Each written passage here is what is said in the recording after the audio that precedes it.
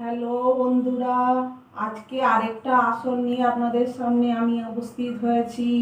এই আসনটার নাম অর্ধ মশ্রান্দা আসন। এটা আপনার পেটের এই দিকের যত চর্বি আছে পেটের মধ্যে সব চর্বিগুলো ধীরে ধীরে ধীরে ধীরে নরম করে গলিয়ে দেয়। এটা আসনটা দেখুন। এবার পা সোজা করে বসলাম, ডান পাটা এই দিকে রাখতে হবে, এই হাতের এখানে কনুইটা লাগিয়ে এইভাবে রাখতে হবে। এইভাবে আপনাদের পেছনে তাকাতে হবে। যতক্ষণ পারবেন চেষ্টা করবেন ততক্ষণই রাখবেন। 3বার করে করতে হবে।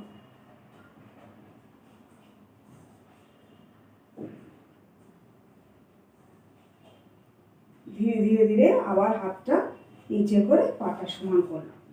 আবার এবারে বাঁ পাটা এটাকে এইভাবে রাখলাম। তাহলে বাঁ পা যেহেতু হয়েছে তাহলে ডান হাতের দিকে থাকবে। হাঁটুটা ঠেকিয়ে পাটাকে টেনে দিতে হবে।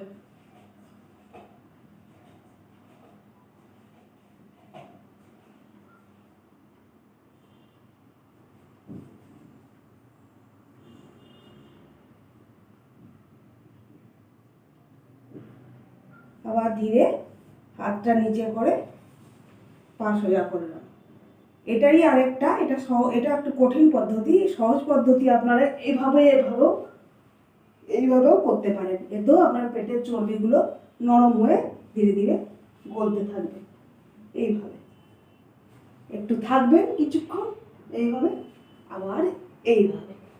নমস্কার বন্ধুরা, ভিডিওটি ভালো লাগলে অবশ্যই একটু লাইক করবেন।